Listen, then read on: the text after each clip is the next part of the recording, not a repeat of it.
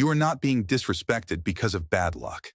You are being disrespected because you are teaching people through 6 specific behaviors that you do not deserve their respect. And the worst part? You do not even realize you are doing it. Right now, as you listen to this, there are people in your life who quietly dismissed you months ago. They smile at you. They nod when you speak. They even laugh at your jokes. But in the private theater of their minds, they have already categorized you, filed you away, decided what you are worth, not because they are cruel, but because you showed them. Here is what nobody tells you about respect. It is not given based on what you say about yourself. It is calculated, constantly, silently, based on micro-behaviors you barely notice you are performing. Every interaction is a transaction. Every moment is a test. And most people are failing these tests dozens of times per day. The Stoic philosophers understood something about human nature that modern psychology is only beginning to confirm. Marcus Aurelius, Seneca, Epictetus. These men studied not just how to live well, but how humans perceive, judge, and categorize each other. They identified patterns, behaviors that signal weakness, actions that broadcast low value, habits that erode respect like water erodes stone, slowly, invisibly, until one day there is nothing left. Today, you will learn exactly what these 6 behaviors are. More importantly, you will learn how to eliminate them, not by pretending to be someone you are not, but by aligning your external actions with the internal strength you are capable of building. By the end of this video, you will see social dynamics differently. You will notice these behaviors in others. You will catch yourself before you commit them. And gradually, the way people treat you will begin to shift. Because respect, like everything else, follows laws. And once you understand the laws, you can stop breaking them. Let us begin. Behavior 1. The apology loop. The first behavior that destroys respect is one you probably committed today without realizing it. Excessive self-justification. The average person, when questioned about a decision, immediately launches into defense mode. They explain why they did what they did. They list their reasons. They present evidence. They apologize for things that required no apology. They turn simple statements into courtroom arguments where they are simultaneously the defendant and the defense attorney. Sorry I'm late. There was traffic, and then I couldn't find parking, and my alarm didn't go off properly, and I actually left early, but stop. Every word of that justification is a withdrawal from your respect account. Here is what the Stoic understands. Over-explanation signals that you believe your choices require external approval.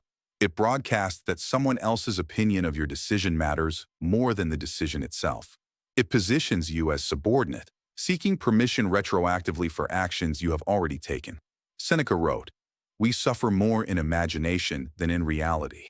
He was describing the mental torture we inflict upon ourselves when we imagine others' judgments.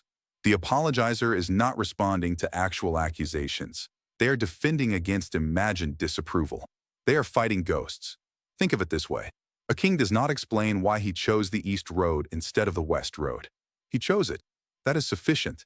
His advisors may question him, and he may offer reasoning if he deems it valuable. But he does not scramble to justify. He does not apologize for his judgment. The apologizer, they have the psychology of a servant explaining to the master why the silver is not polished. But here is the twist most people miss. The apologizer often has good reasons. Their explanations are frequently valid. The traffic was real.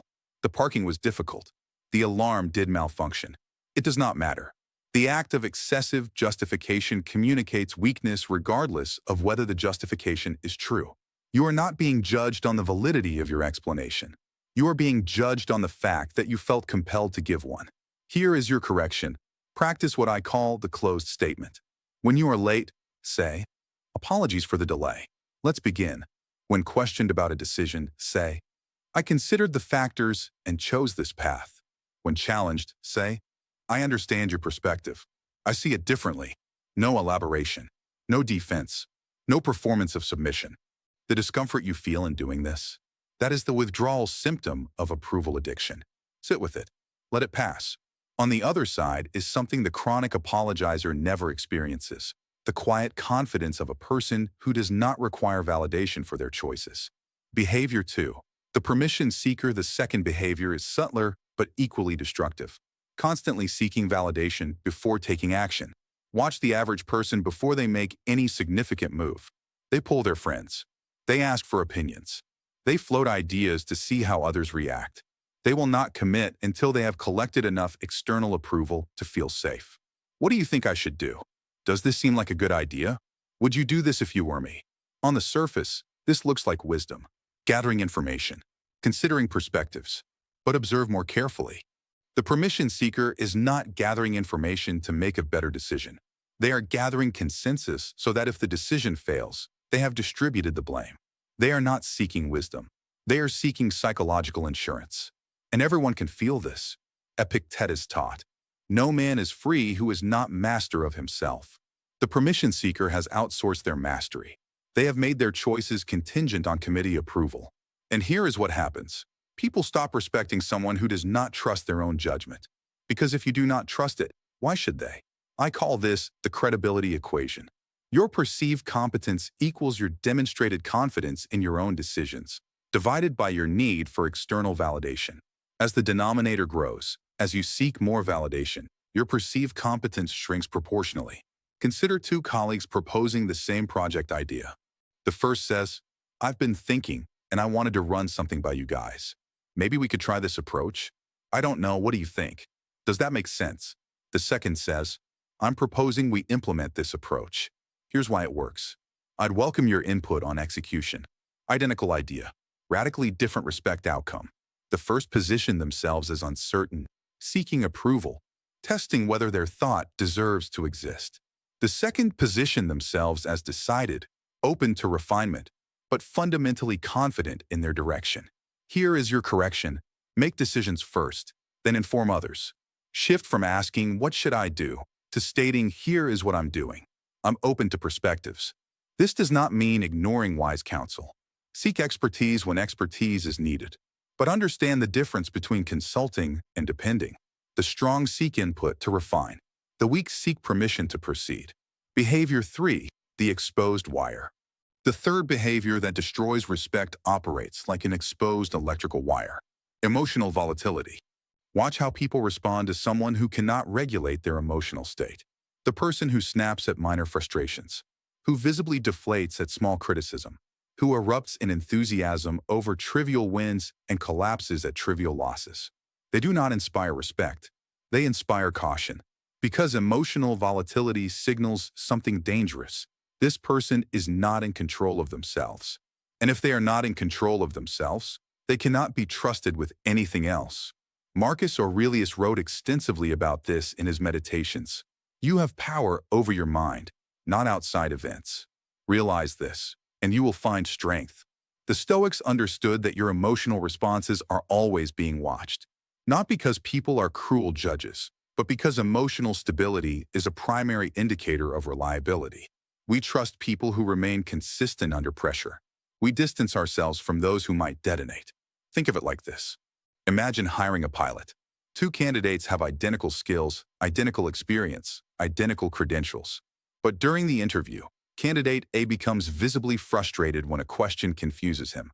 He sighs loudly. His tone sharpens. When he succeeds at a task, he celebrates with obvious relief, revealing how uncertain he was. Candidate B encounters the same confusion. His expression remains neutral. He pauses, processes, responds. When he succeeds, he simply moves to the next question. Who do you want flying your plane through a storm? This is the stability test, the constant, unconscious evaluation others perform on your emotional regulation. Every time you lose composure over something small, you fail the test. Every time you let external events dictate your internal state, you advertise that you are not the pilot of your own experience. The exposed wire sparks at every contact, and people learn to avoid contact. Here is your correction. Create what I call the response gap. When something triggers an emotional reaction, frustration, excitement, anger, anxiety, train yourself to pause before expressing it, not to suppress the emotion, to process it before it exits. Count 3 breaths. Feel the reaction rise, peak, and begin to fade. Then choose your response instead of being hijacked by it. This is not emotional numbness. The Stoics were not advocating for becoming unfeeling robots. They were advocating for sovereignty, the ability to feel without being controlled by what you feel. The person who demonstrates this sovereignty, they become a fixed point in a chaotic world. And fixed points attract respect like gravity attracts mass. Behavior 4. The betrayals signal. The fourth behavior seems social, but is actually deeply revealing. Speaking poorly of people who are not present. Watch what happens when someone gossips in a group. They offer negative information about an absent person, criticizing their choices, mocking their failures, revealing their secrets. The group might laugh. They might lean in with interest. They might even contribute their own criticisms. But here is what every person in that group is thinking, even if they do not articulate it. If they speak this way about others when those people are absent, how do they speak about me when I am absent? Gossip is not bonding. It is a trust suicide note. Seneca warned, associate with people who are likely to improve you. He understood that our speech about others reveals our character more than our speech about ourselves ever could. The gossip thinks they are building connection through shared criticism. They are actually demonstrating that they cannot be trusted with vulnerability. I call this the mirror principle. How you speak about others is perceived as how you will speak about your listener, given time and opportunity. Every negative word about an absent person plants a seed of doubt in the present listener. They now know what you are capable of. They will adjust their trust accordingly. Consider a historical example. Julius Caesar famously dismissed concerns about those who criticized him openly. He said they were at least honest in their opposition. The ones he watched carefully were those who smiled to his face while spreading poison in private. Why? Because public critics can be engaged with. Private ones are simply dangerous. When you gossip, you reveal yourself as the private critic. You show that your social warmth is conditional and can be withdrawn and replaced with attack once someone leaves the room. Here is your correction. Adopt what I call the presence test. Before speaking about anyone who is not present, ask, would I say this exactly this way if they were standing beside me? If yes, proceed. The statement is honest and you own it. If no, close your mouth. You are about to trade short-term social stimulation for long-term respect erosion. And when others gossip to you, offer nothing. Provide no fuel. Say something neutral like, I don't know them that well, or that hasn't been my experience. Your restraint will be noticed, and it will be respected far more than participation ever could be. Behavior 5. The credibility leak. The fifth behavior is perhaps the most invisible because the person you are disrespecting is yourself. Breaking promises you make to yourself. Every time you say you will wake up early and hit snooze, you damage something. Every time you commit to a workout and skip it, something erodes. Every time you promise yourself you will have that difficult conversation and avoid it, a crack forms. The external world does not see these broken promises, but you see them. And here is what most people do not understand. Your relationship with yourself sets the template for how others are permitted to treat you. Marcus Aurelius reflected, waste no more time arguing about what a good man should be. Be one. The gap between who you say you are and who you act as, that gap is visible. Not directly, but through the subtle signals of self-trust. The person who keeps promises to themselves moves differently, speaks differently, holds eye contact differently. They have evidence of their own reliability, and that evidence radiates outward. The person who chronically breaks self-promises, they carry a quiet shame, an uncertainty, a lack of conviction that others can sense but not name. This is what I call the integrity mirror. Others see you as you see yourself, and you see yourself through the accumulated evidence of kept and broken commitments. Every kept promise is a deposit. Every broken promise is a withdrawal. Break enough promises to yourself, and you go bankrupt. And bankruptcy shows on your face, in your posture, in the way you hesitate when stating your intentions. Think of two people claiming they will start a business. One has spent years saying they will start someday while doing nothing. The other has a consistent history of saying they will do something and doing it. Small things, private things, but a pattern of kept commitments. Who do you believe? The words are identical. The credibility is not. Here is your correction. Shrink your promises until you can keep them. Do not commit to waking at 5 a.m. if you currently wake at 9. Commit to waking 5 minutes earlier. Keep that promise. Then build. Every kept promise, no matter how small, rebuilds the architecture of self-trust.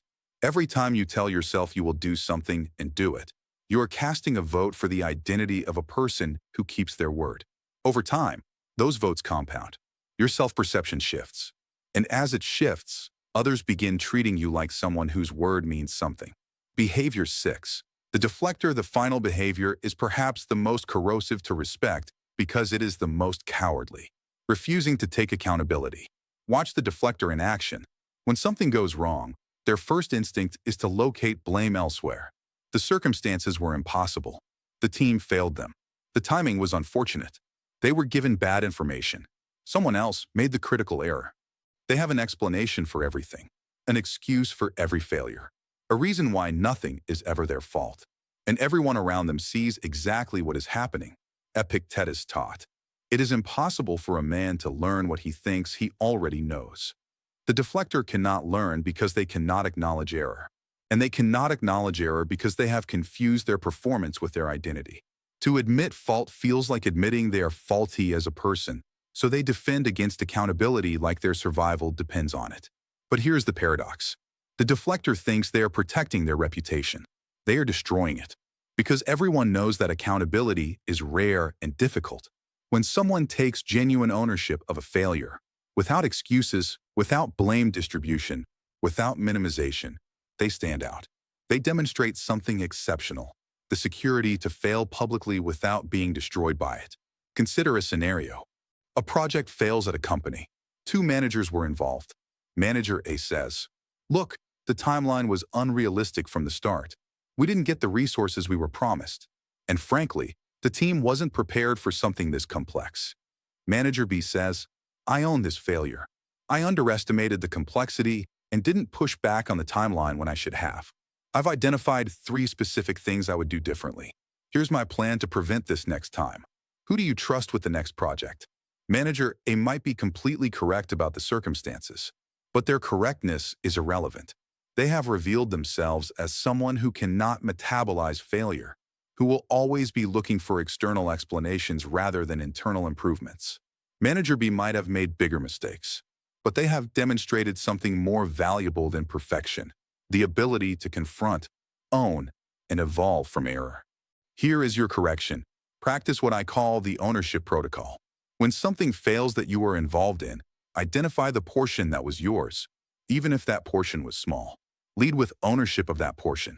Say, "Here is what I could have done differently." You are not accepting blame for others' failures. You are demonstrating that you operate from an internal locus of control, that you are more interested in improvement than in image protection.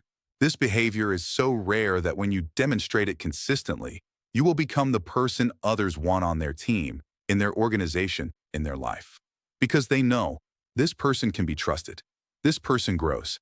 This person will not make the same mistake twice. We have covered the 6 behaviors that quietly destroy respect. The apology loop, over-explaining yourself into a position of submission. The permission seeker, outsourcing your judgment until no one trusts it. The exposed wire, letting emotional volatility signal unreliability. The betrayal signal, showing through gossip that your loyalty is conditional. The credibility leak, breaking promises to yourself until self-trust erodes. The deflector, avoiding accountability until no one believes you can own anything. Each of these behaviors operates silently. The people losing respect for you will rarely tell you why. They will simply grow distant, offer fewer opportunities, trust you with less, and you will wonder what you did wrong, never connecting the cause to the effect. But now you know. Here is the truth the Stoics understood that most modern people never grasp. Respect is not something you can demand, argue for, or convince people to give you. Respect is the natural response to observed behavior over time. It is earned through accumulated evidence, evidence of self-control, evidence of reliability, evidence of integrity, evidence of sovereignty. You cannot shortcut this process. You can only align with it. The person who eliminates these 6 behaviors does not become a different person. They become a clearer expression of the person they are capable of being. They stop sabotaging themselves. They stop leaking power through cracks they did not even know existed. And over time, not immediately, but inevitably, the world responds. Opportunities appear. Trust deepens. Relationships strengthen. Respect accumulates. Not because you demanded it, because you finally stopped doing the things that made it impossible. Marcus Aurelius left us with this. Dig within. Within is the wellspring of good, and it is always ready to bubble up if you just dig. The respect you seek is not outside you, waiting to be captured. It is inside you, waiting to stop being undermined. Start digging.